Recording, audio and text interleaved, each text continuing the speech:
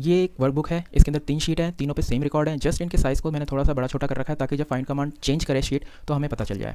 अब हम फाइंड करके देखते हैं। ये बिल्कुल बेसिक विंडो है जो कि ओपन होती है। इसके अंदर अगर आप फाइंड करेंगे तो ये पेन जितने भी यहाँ पे लिखे हुए हैं सारे पेन को सर्च करेगा, इवन वो लाइन में लिखे हुए हों या वो इंडिविजुअली लिखे हों। जैसे अगर आप नेक्स्ट पे क्लिक करें या आप एंटर करें वो सर्च करेगा। देखिए 1 बाय 1 वो सबको सर्च कर रहा है, इवन वो लाइन वाले को भी सर्च कर रहा है। और अगर आपने यहाँ पे कोई वर्ड जिसके अंदर पेन आ रहा हो जैसे कि पेंसिल, तो वो उसको भी सर्च करेगा। अगर हम इसे सर्च करें, ये देखिए इसमें पेन मिला तो उसने इसको भी सर्च कर लिया। तो ये तो है बेसिक सर्च जो कि एग्जैक्ट हम कई बार हमारे काम का नहीं होता, हमें पेन सर्च करना है, ये पेंसिल भी सर्च कर रहा है। तो इस कंडीशन में हम ऑप्शन को यूज़ करते हैं। ऑप्शन में क्या है कि सबसे पहला तो ये है शीट। बाय डिफ़ॉल्ट ये सिर्फ एक शीट पे काम करता है, लेकिन अगर आपको यही चीज़ पूरी वर्कबुक पे काम कराना है कि हर शीट पे वो पेन को सर्च करे, तो आपको यहाँ पे शीट की जगह वर्कबुक सेलेक्ट करना होगा और उसके बाद ये शीट चेंज करेगा ऑटोमेटिकली। जैसे एक शीट पे उसका सर्च कंप्लीट होगा। जैसे देखिए यहाँ शीट 2 हो गई और वो पहली शीट 2 के रिकॉर्ड पे आ गया। फिर उसके बाद वो इनको सर्च करेगा और शीट 3 पे जाएगा।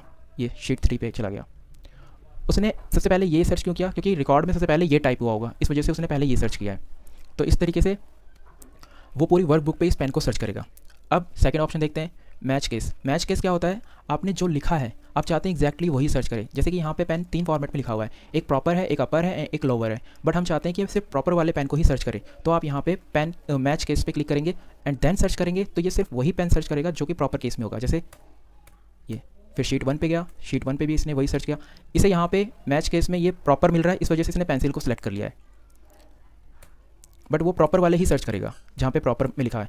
यहाँ लाइन के अंदर दोनों लोअर केस में, इस वजह से इनको सेलेक्ट नहीं किया।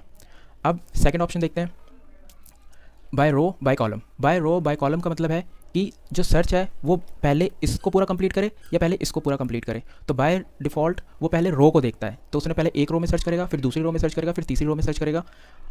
और अगर आपका कोई डेटा जो आपने बना रखा है जिसके अंदर रो के रिकॉर्ड ज़्यादा हैं और कॉलम में रिकॉर्ड कम है, फॉर एग्जांपल कि आपकी टेबल में सिर्फ 10 रिकॉर्ड आ रहे हैं लेकिन जो हेडिंग है उसकी कम से कम 20-30 जा रही है, तो उस कंडीशन में आप इसे चेंज करके सर्च कर सकते हैं। अदरवाइज़ ये रो में ही बाय डिफ़ॉल्ट सही सर्च करता है, क्योंकि हेडिंग हमारी बहुत ज़्यादा होंगी तो 10-15 होंगी, लेकिन जो रिकॉर्ड होते हैं वो लाखों में चले जाते हैं। तो अगर वो कॉलम वाइज सर्च करेगा तो पहले 1 लाख सर्च करेगा, फिर 2 लाख, फिर 3 लाख। इससे बेटर वो पहले 20 रो सर्च करे, फिर 20 रिकॉर्ड सर्च करे, फिर दोबारा से दूसरी रो में जाकर फिर 20 रिकॉर्ड सर्च करे, तो वो जल्दी सर्च कर लेता है। तो इस वजह से बाय डिफ़ॉल्ट ये रो ही होता है, इसे कॉलम में चेंज नहीं करते। इसके आगे दिया है मैच इंटायर सेल कंटेंट्स। ये होती है एग्जैक्ट सर्च करने के लिए। जैसे यहाँ पे इसने पेंसिल को सर्च किया था, बट अगर मैं इस पर क्लिक कर दूंगा तो ये पेंसिल को सर्च नहीं करेगा, ये एग्जैक्ट वही सर्च करेगा जहाँ पे पेन लिखा हुआ है इस फॉर्मेट में। जैसे इसने पहला पेन सर्च किया, दूसरा, उसके बाद ये सीधे दूसरी शीट पे आ गया, यहाँ शीट चेंज हो गई, फिर यहाँ पे सर्च किया, फिर तीसरी शीट पे चला गया। ये इस वक्त बिल्कुल एग्जैक्ट वही पेन सर्च कर रहा है जहाँ पे सिर्फ इसी फॉन्ट में, इसी फॉर्मेट में हमने पेन लिखा है और उसके आगे पीछे कोई भी वर्ड नहीं है, ना पेन ना पेंसिल। जैसे ये यहाँ पे ये लिखा हुआ है। अब एक हम लाइन भी सर्च करके देखते हैं। वैसे तो इसने ये काम कर दिया है, बट हम एक लाइन सर्च कर लेते हैं। जैसे यहाँ पे लिखा है दिस इज़ रेड पेन। अब अगर हम ये सर्च करेंगे तो वो एग्जैक्टली इसको सर्च करेगा, तो हम यहाँ पे क्लिक कर देते हैं। ये देखिए अब वो इस पर नहीं आएगा क्योंकि इसके अंदर और वर्ड लिखे हुए हैं, इसलिए वो दूसरी शीट पे चला जाएगा। ये उसने शीट चेंज कर दी, फिर तीसरी पे चला गया।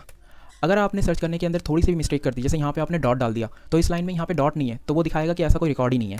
ये देखिए उसको ऐसा कोई रिकॉर्ड ही नहीं मिल रहा जो आपने टाइप किया वो, क्योंकि यहाँ पे डॉट नहीं है और यहाँ पे हमने लास्ट में फुल स्टॉप लगा दिया है। तो सर्च करते वक्त बिल्कुल एग्जैक्ट आपको वही लिखना है जो आप सर्च करना चाहते हो, अगर आप इन 2 कंडीशनों को ऑन करते हो।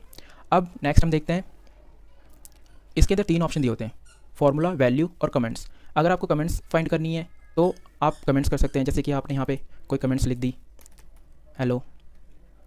अब आप फाइंड करेंगे कमेंट्स, तो आपको यहाँ पे हेलो फाइंड करना है, तो ये उस सेल को सेलेक्ट कर लेगा जहाँ पे ये कमेंट लिखी हुई है।